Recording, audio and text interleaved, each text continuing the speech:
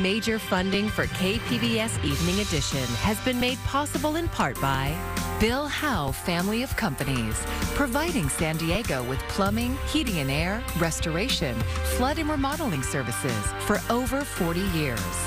Call 1-800-BILL-HOWE or visit billhowe.com. And by the Conrad Prebys Foundation, Darlene Marco Shiley, and by the following.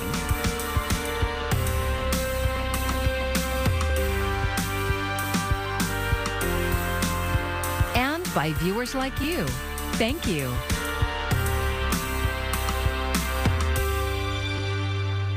Good evening. It's Monday, June 20th. Thank you for joining us. I'm Maya Trabulsi. It's the moment many parents have been waiting for, as the youngest kids will soon gain access to the COVID-19 vaccine. The CDC has now granted the final approval for the vaccine to be given to those aged 6 months to 5 years old. Rady Children's Hospital will be there to first to administer doses. KPBS reporter MG Perez caught up with parents about this big step forward. 7-year-old Nayeli Jimenez is an expert on playgrounds and jungle gyms. She also has real experience with COVID-19, which both she and her father survived after being vaccinated. COVID is the symptoms of sickness and something that people can get if they don't get vaccinated. And if you get vaccinated, it's not that bad.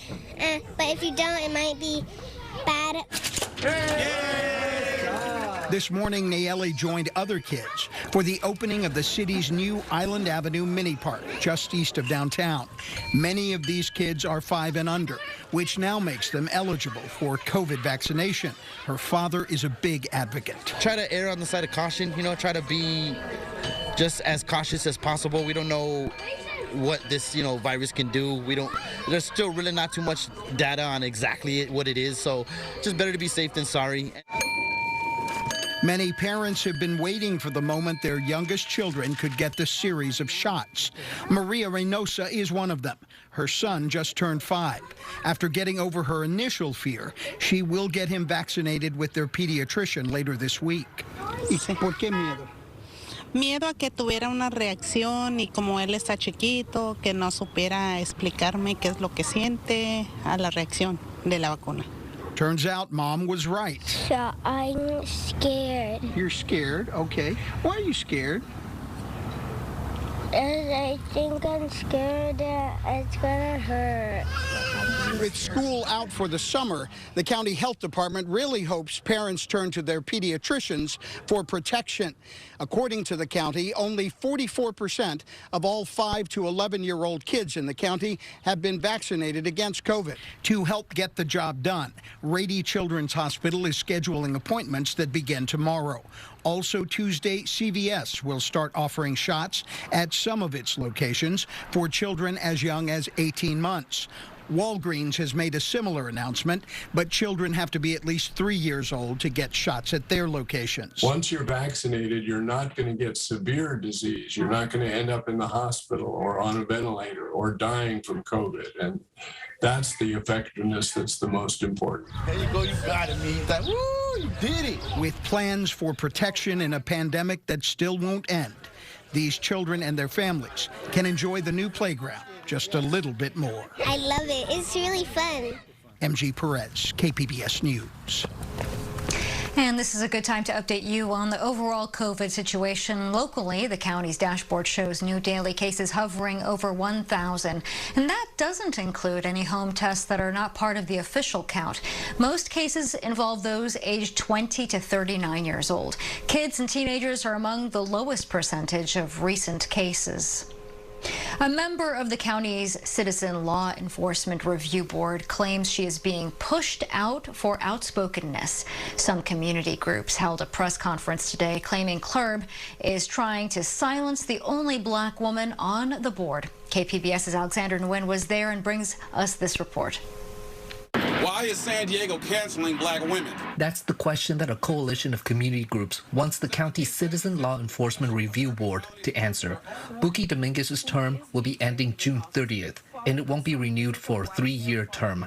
She's the only black woman on the board. Was I too black to women, to immigrant, to empathetic to the real harm and suffering the sheriff department has caused people. Dominguez was appointed to clerk by Supervisor Tara Lawson-Remer last October to serve the remaining term of someone leaving the board. Dominguez says she was not aware of that until after she was appointed. But she says she was assured by clerk's executive officer Paul Parker that it shouldn't be a problem for her to be reappointed to a full 3-year term. I strongly believe that it was in retaliation and I was being silenced just because there were public issues that I was pushing based on the data that were released. The data Dominguez was referring to was the state auditor's report on the in-custody deaths at San Diego County jails.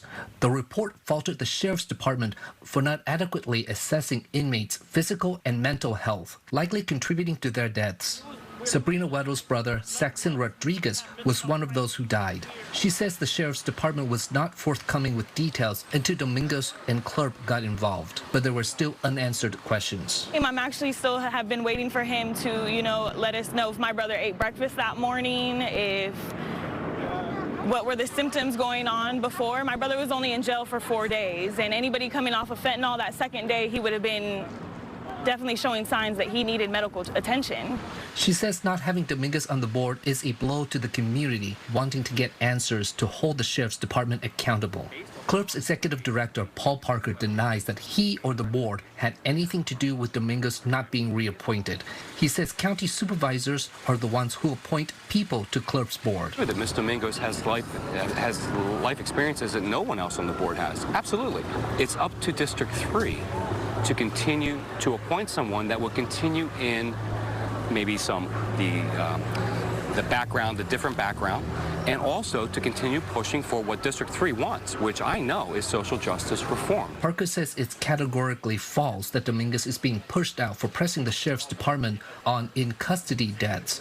He says clerk will continue to push for county jail reforms to stop in-custody deaths. Alexander Nguyen, KPBS News. San Diego City officials say they have a proposal to put the 101 Ash Street scandal behind them. It's a settlement that would give the city ownership of the former Sempra Energy headquarters, which was supposed to be the office space for almost 800 city employees in a lease-to-own deal. But the building turned out to be an asbestos-ridden money pit, and the deal came under scrutiny when questions arose about more than $9 million paid to real estate broker Jason Hughes. Mayor Todd Gloria says criminal investigations into the deal should continue. I want to make one thing perfectly clear. Nothing in this proposed settlement absolves anyone from potential criminal prosecution. Not Jason Hughes, nor anyone who may hold criminal liability as a part of this transaction and its aftermath. The justice system will be able to carry out its duties unimpeded by this settlement, and they should. The former owner, Sistera, will return more than $7 million in profit from the Ash Street deal, and the city will take over the asbestos cleanup. The proposal also includes buying Civic Center Plaza. The city is also restructuring the financing, which would save $15 million. It still owes $132 million on both of the buildings. The city council will vote on the settlement proposal at a public hearing next Monday. If you've got a flight planned, you may want to check ahead before going to the airport. Thousands of passengers today still experiencing delays or cancellations after one of the busiest travel weekends of the year. Isabel Rosales on the issues facing flyers this summer. Airlines are scrambling to get back on track after a weekend packed with disruptions. Sat on the plane for 4 hours. 4 hours before they took us back to the terminal. Friday, clocking the busiest air travel day so far this year, according to the TSA. Juneteenth and Father's Day driving more Americans to the skies. A devastating combo of bad weather, staff shortages, and infrastructure challenges, leaving carriers struggling to keep up. Altogether, more than 3,200 flights canceled between Friday and Sunday, per FlightAware. They said they shut up pilots, cabin crew, all kinds of shortage they have now. Experts are predicting more travel woes on the itinerary. The layover was supposed to be 2 hours and it ended up being 5. Major airlines already canceling even more flights. Southwest cutting nearly 20,000 of them between June and Labor Day. Delta will cancel 100 daily flights over the next 2 months. Frustrating for travelers and more costly too. Airfare shooting up more than 10% last month. At United, what we've done is we're flying a smaller schedule than we did in 2019 to try to create some relief. In Washington, Isabel Rosales, KPBS News. California is considering cash payments as drivers continue to pay well over $6 a gallon for gas. Now the federal government is thinking about rebates or even a gas tax holiday. President Joe Biden is spending the Juneteenth holiday by the beach in Delaware. Here's what he had to say about lawmakers pushing for some sort of direct relief for car owners. How soon can we expect a decision? Well, I hope I have a decision based on data I'm looking for by the end of the week. Will you be sending Americans gas tax cards, gas rebate cards? Well, that's part of what we're considering. That's part of the whole operation. A small bit of good news. Gas prices are no longer rising in San Diego. AAA is reporting a small decrease over the past 5 days. It's now $6.34 per gallon. Gas isn't the only thing you need to factor in if you're in the market for a car. Sticker prices are up due to the supply issues from the pandemic. And as Camila Bernal reports, rising interest rates mean those monthly payments are going up too. This here is the Wrangler, four-wheel drive. This is Roland Pahud's new Jeep. It was a necessity, he says, and a quick decision. I had another car with a lot of mileage and I needed a bigger one. The Jeep was about $50,000, leaving his monthly payment at about $800, higher than the most recent Kelley Blue Book monthly payment average at $712. This is a new record for that monthly payment. This is a new record. And then the new car prices are actually near records. In the last year, new car prices have gone up 12.6%, used cars up 16.1%, food 10.1%, and gas up 48.7%. But gas prices not necessarily deterring potential buyers at this Southern California car dealership. Demand is high, supply is still low, and we're still in chip shortage era. This, paired with the high interest rates, making it difficult for buyers. We don't see prices decreasing much, and even if they do, just keep in mind that interest rates are rising, so the cost of borrowing money is going up, so that just means you're still going to be paying as much or nearly as much as you were, even if those prices go down. Car, home, and student loans all higher. Interest rates on a 30-year fixed mortgage have jumped from 2.93 to 5.78% in the last year. This is how it looks. Pahud wishes his interest would have been lower, but says it was his need and want that motivated his new car purchase. Camila Bernal, Los Angeles. I'm Judy Woodruff. Tonight on the NewsHour, we honor the life of longtime NewsHour political analyst Mark Shields. Coming up at 7 after Evening Edition on KPBS. And we're learning more about pollution sources from the Port of San Diego that are affecting people's health. KPBS health reporter Matt Hoffman says the new information has left port commissioners split on how to prioritize work to reduce emissions.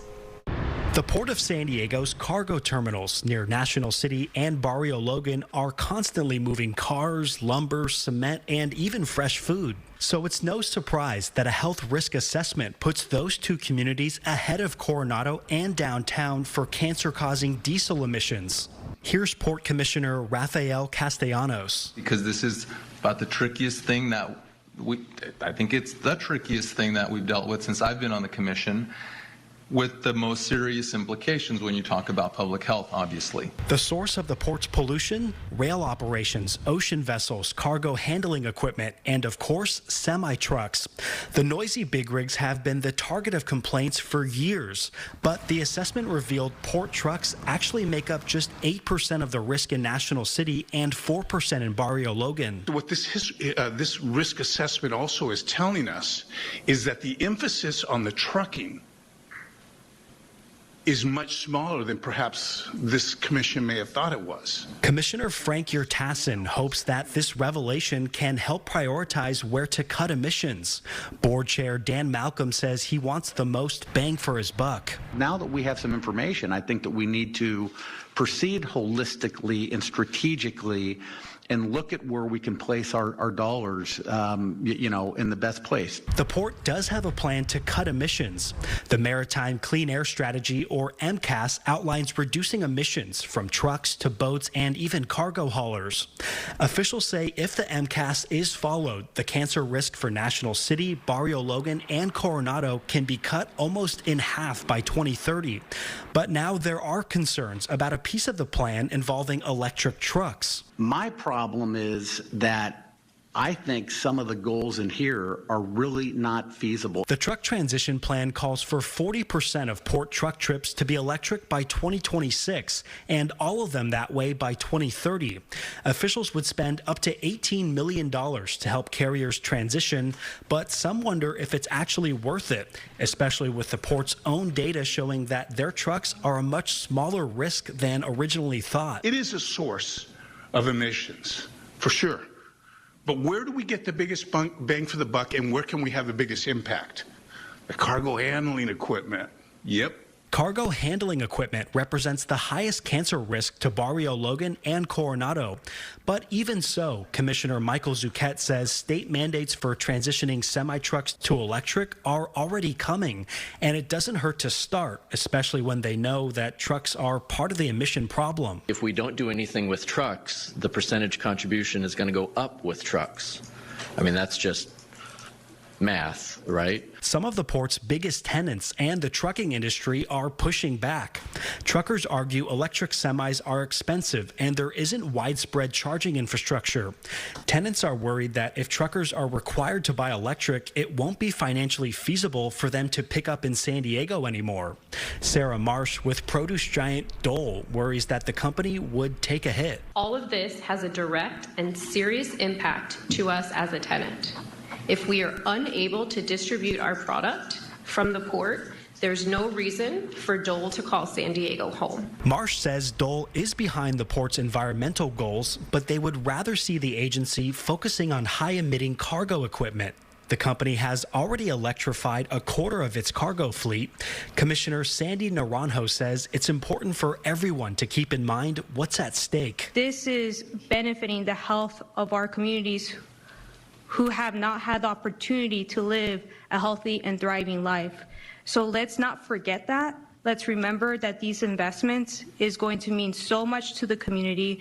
We're going to be leading. Advocates want commissioners to stay the course and stick with the goals outlined in the Clean Air Strategy. That includes the truck transition plan. The port is already making investments. A new electric tugboat is scheduled to begin operations next year, and all electric cranes are set to replace their polluting counterparts. Port officials are hoping to see significant emission reductions starting then. Matt Hoffman, KPBS News. You may not like them much when they're around you, but we do indeed need bees. In fact, a new study is shedding light on bumblebees here in California and their importance. Here's KPBS Sci-Tech reporter Thomas Fudge. Until recently, 25 species of bumblebees were thought to exist in California. But a team of entomologists from UC Riverside conducted a survey in 2019 that was published this year in the journal Ecology and Evolution. They gathered 100 bees from each of 17 state locations. 8 species could not be found anywhere. Hollis Woodard led the UCR team. She talks about the western bumblebee, Bombus occidentalis. I would say one of the most surprising or alarming things that we found in our study is that we failed to detect Bombus occidentalis. So this is a species that we know has declined here in California and elsewhere in the Western U.S., but we did hope to find it. If I had carried out this exact same study in 1980, I would have found quite a few of them. Not finding some other species was less of a surprise. We didn't find Bombus franklini, Franklin's bumblebee. We didn't find Bombus crotchii, the crotch bumblebee. So there are quite a few that we hope to detect in our study. We're not shocked that we didn't find them, but it's further confirmation that these are species that used to be found here in California, and now they're either exceedingly rare or potentially extinct. 4 of the bumblebee species researchers didn't find just qualified for protection under the California Endangered Species Act. In a decision that raised many eyebrows, the state's 3rd Appellate District Court ruled last month that bees are invertebrates that meet the definition of protected fish under the California Endangered Species Act. The act defines a fish as a wild fish, mollusk, crustacean, invertebrate, amphibian, or part, spawn, or ovum of any of those animals. Hollis says state protections for the bumblebees is very good news. And to me, some of the bigger mysteries are why some other species seem like they're able to persist and survive in spite of everything that we're doing. Thomas Fudge, KPBS News.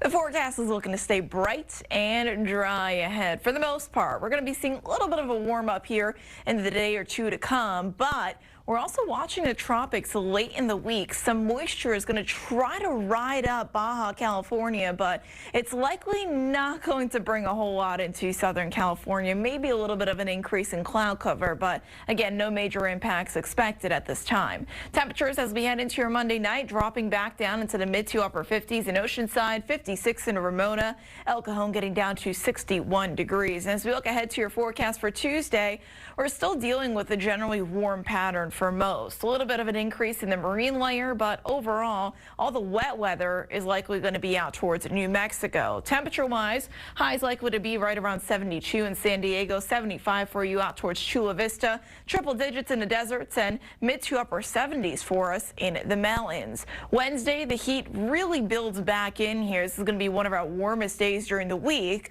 Meanwhile, further east, we still have the moisture in the form of thunderstorms popping up across New Mexico as that monsoon moisture does continue. Looking ahead near the coast, we're looking at highs in the mid to upper 70s, again topping out Wednesday in the upper 70s. We're going to keep those for Thursday, and temperatures not wavering a whole lot as we push towards Friday and Saturday. Further inland, temps upper 80s all across the board, not changing a whole lot here day in, day out. Mostly sunny skies, winds that should not be too breezy for us.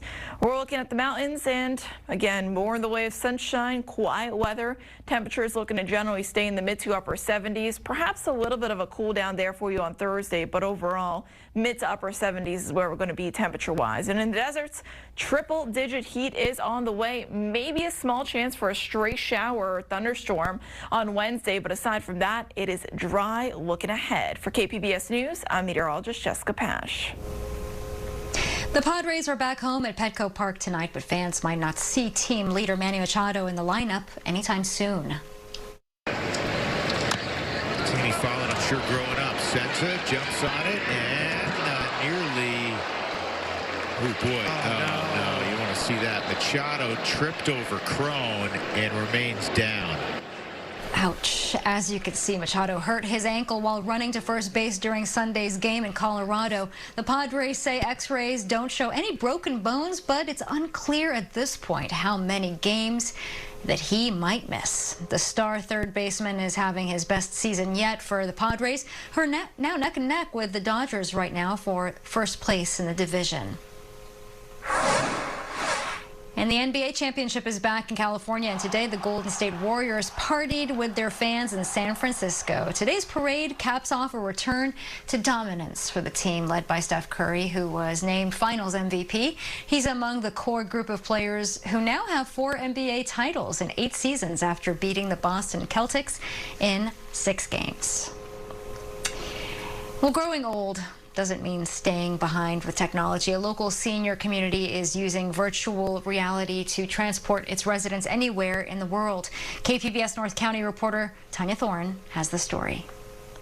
Oh my goodness. What do you think? This is awesome. 78-year-old Lily Mauricio started her morning off by climbing Mount Everest.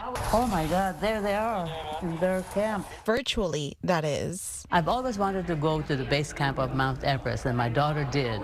She climbed up to 18,000 feet, which is half the height. Mauricio is a resident at White Sands Senior Community in La Jolla. I felt like I shared my daughter's experience. Let's go.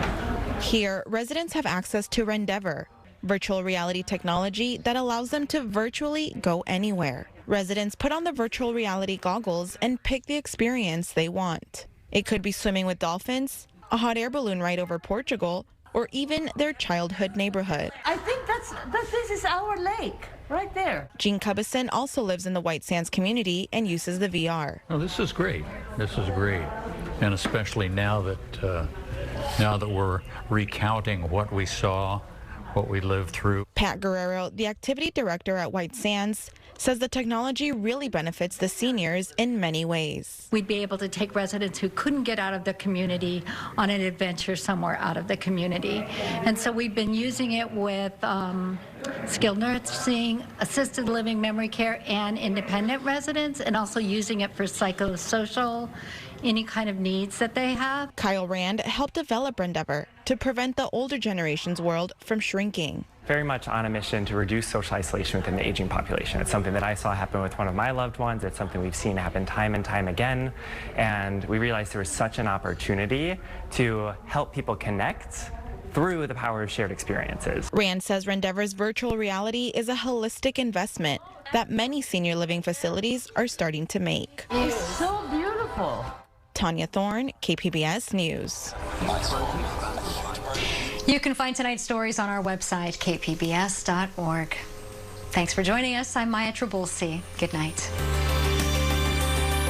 Major funding for KPBS Evening Edition has been made possible in part by Bill Howe Family of Companies, providing San Diego with plumbing, heating and air, restoration, flood and remodeling services for over 40 years. Call 1-800-BILL-HOWE or visit BillHowe.com. And by the Conrad Prebys Foundation, Darlene Marcos Shiley, and by the following.